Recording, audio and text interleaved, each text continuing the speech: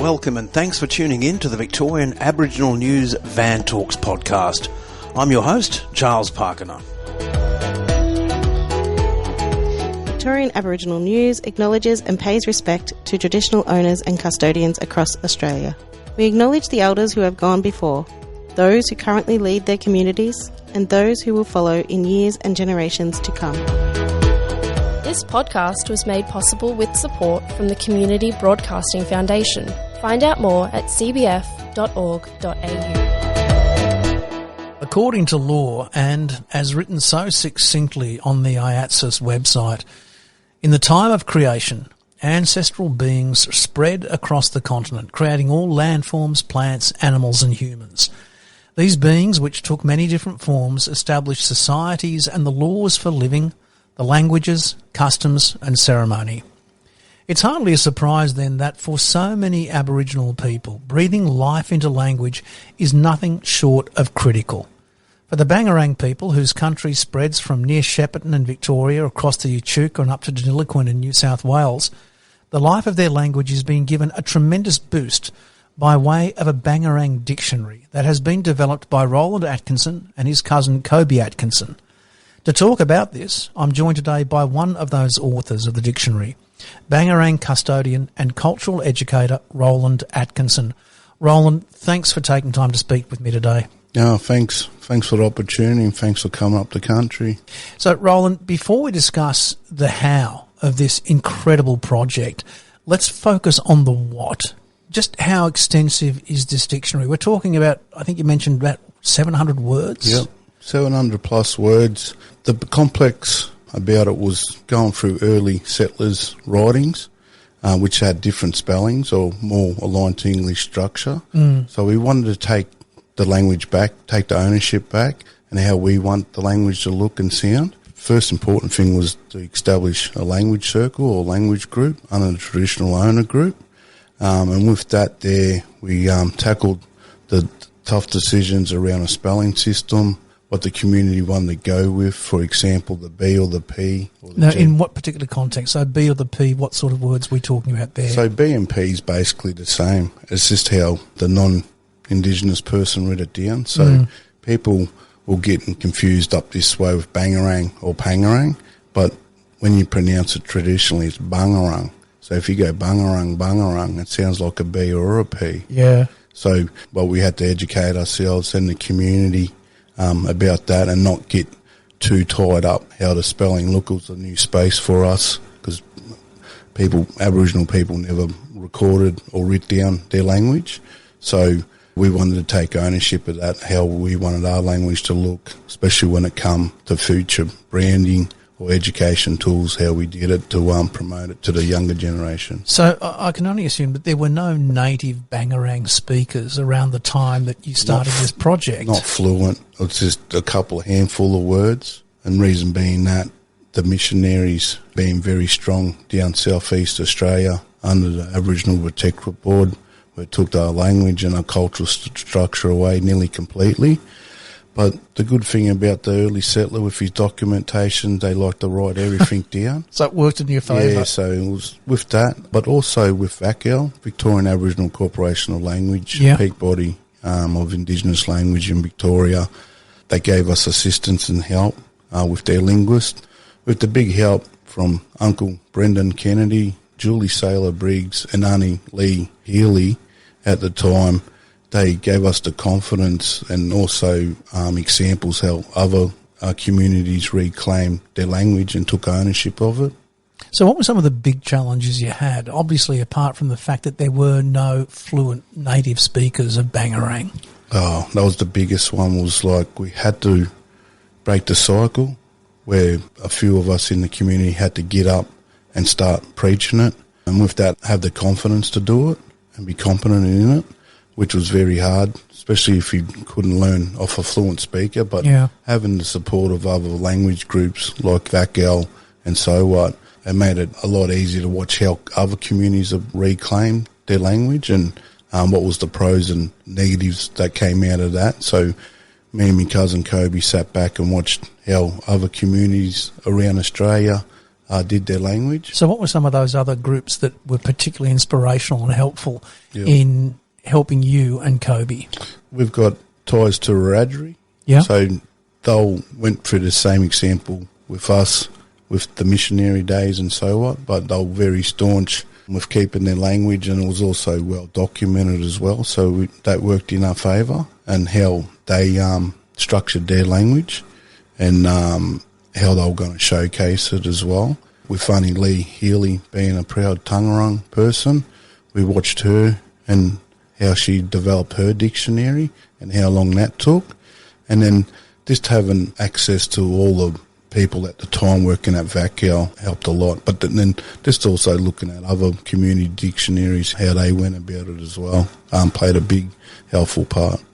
Now, you mentioned to me before we started recording this interview that it was the old people who want the physical hard copy, Yep. but young people obviously want the digital format online. Yep. So what's the solution going to be? Hard copy, digital, both, and when?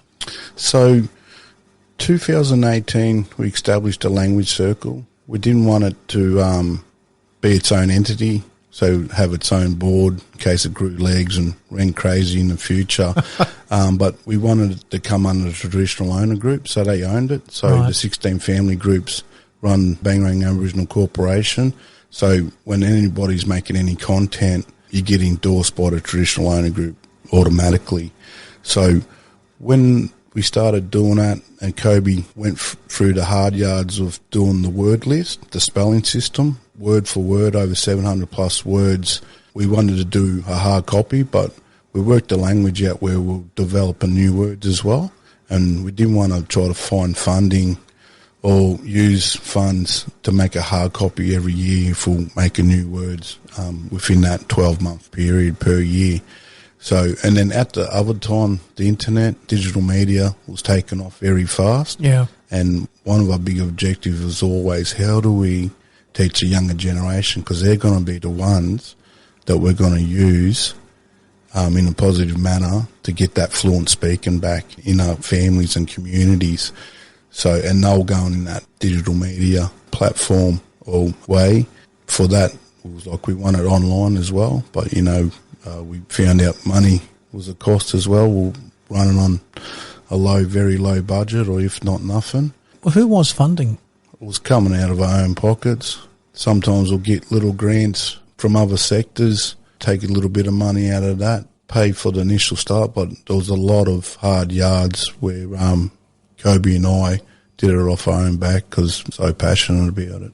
How critical is language to culture? Oh, it's big time. It's one of the number one obligations. The language comes from the ground, where the people come from. It's a way of communication, to speak, to identify. It's one of our biggest cultural identities. My Uncle Sandy used to say, if you want to get into culture, get into language. Now, that's Uncle Sandy Atkinson, who is essentially the founder of the Bangerang Cultural Centre. Yep. Has done so much for culture and language, or did so much for culture and language right across Victoria for so many mobs, and was passionate about the Bangerang language as well, I believe. Yes. Well, that passionate about Aboriginal language in general, where he started VACAL, the Victorian Aboriginal Corporation of Languages, used his own $50 to get it registered as an organisation, and was also instrumental in getting the Koori Heritage Trust up and going as well. You mentioned that there were 700 words in this current iteration, this first iteration of the dictionary. Some people might think, well, 700 words, we're English speakers, we can just pluck that number of words from anywhere and wouldn't be all that difficult. But this was more than just a labour of love. Yep. There was a lot of blood, sweat and toil that went into this with you and Kobe. You mentioned to me previously that there were many a night that Kobe just stayed up, just working away, trying to understand the translations from Bangerang to English, from English to Bangerang. Talk a little bit more about that, if you wouldn't mind. So there's a few early settlers that had the writing of language down. So he had to dissect all that and then put it into our new spelling system. Must have been a mountain of resource. Word for word, just looking at a spreadsheet. Wow. Day and night. Yeah. And not only did he go from English into Bangerang, but Bangerang into English word for word and spelling for spelling, and then also incorporate the new word list, which changed the spelling by a little bit. And with that that was the main backbone. And once we got that, that's when we could start talking about making educational tools, but most importantly, getting that hard copy and online copy of the dictionary completed. What I find really interesting and incredibly generous is that, once again, when you and I are having a yarn outside just before we press the record button, you were saying that you were more than okay for non-Bangerang, in fact, non-Aboriginal people, to learn this language and start promoting it, as long as it's promoted carefully, culturally appropriately and correctly, of course. That's in stark contrast to a lot of mobs over the past, say, 20, 30 years who've been incredibly jealous of their language and who've seen non-Aboriginal people speaking it and teaching it as being culturally incorrect. Is this a growing change in attitude across most communities, or is it just in Bangerang? No, I believe it's changing. I was one of those people growing up, these non-Indigenous people teaching our language. But once you get old and start working in the education sector, you see, like I was saying to you before, a teacher just naturally wants to teach. So all the schools around Victoria, and especially around our area, are dying for Aboriginal content around language and people to come out. Sometimes you might not have the right personnel or enough personnel to go into all these different schools to teach the language, where it puts the pressure on a non-Indigenous teacher to teach language. If you can form a relationship with that school and the teacher where you can make them feel comfortable teaching it and teaching it right, until you can find that ideal community person to go into those schools and take that ownership back. Some of the issues will be the school might only want you in during NAIDOC week.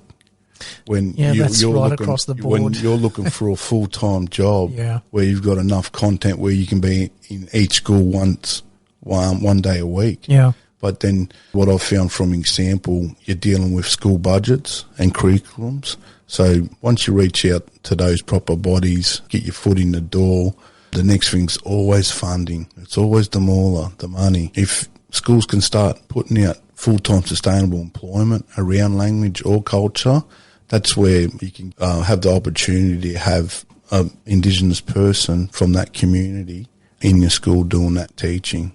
If you're a proud Australian and proud of Australian history, true Australian history is Aboriginal culture, all day, every day. And to help with reconciliation going forward between us becoming one country, language could be used as a perfect tool to incorporate that. So you'd be very keen for schools right across Victoria, or really anywhere, because of course the Bangerang is New South Wales as well, across the Murray. Yeah. You'd be only too happy for schools to reach out and start yarning with you, regardless of the fact that you would very soon be stretched for resources. Yes, I'm begging for it. There's a need for it. Yeah. But like I said, I've watched per state and communities what's happening on the education level about language. Like I said, the schools are dying for a mob to get in there and teach. It's just nutting out the little screws and nuts around payment, qualifications, what need to be done to be in that school, being confident, competent, teaching the language. And then also, as the community got enough created content around digital media to make it easier for the younger generation to pick up as well. Well, so let's talk about the digital content that you've and Bangerang have been developing around these 700 words, around the language. What are some of the digital projects that you are considering or working on? So back in the day, you go into a school and you just be standing up in front of the board there. Good old chalkboard. Yeah, trying to engage the students. But as you know, today's students are all around this social media and digital platform and can't sit still for too long. So we had to figure out ways to engage the kids a lot easier, and that was going to be through digital media. And with the help of sharing stories and also just community members having a good artistic background, getting the new technology like drawing tablets and stuff like that, where we could establish our own education tools through digital media. We're so grateful having that big word list where we can break it up to landscapes, everyday words, family names, animals, and etc., where we can make individual education tools per word. So, with the animals, we've had a colouring in book developed, so it could be 4 to 5 words per book. Like overloading Barbara, the dingo one that you were showing me before, of course. And then we've also got A3 size posters of body parts and family names where, our own community members coming up in the schooling system can go home and start saying these words around their household. But not only just Aboriginal kids, but non-Indigenous kids as well. Just going back to the digital delivery and the physical delivery, when can people expect to see a physical copy of the dictionary? The word list, everything's completed on that side end, the hard yards. Yep. We're just, as a community, trying to work out what the front cover's going to look like.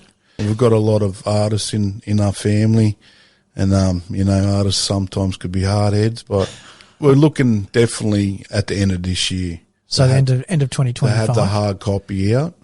Now, digital, though, you were mentioning that you're working on a website right now.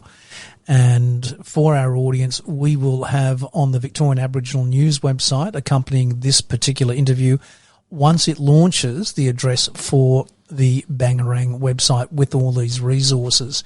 The next thing I would like to yarn about is the 700 number. Okay. One can only assume that in that amazing wealth of documentation that Kobe went through, there would have been more than 700 words. At what point did you and Kobe decide, okay, we've got to stop this, otherwise we're never going to be able to publish? No, we don't want to stop because we're still coming across some words out of old literature and documents.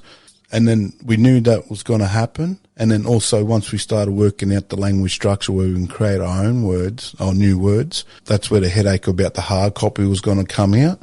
But we've got 700 plus words that we'll have for the hard copy. See a trend with the online dictionary. At least it's live. You can add the new words on.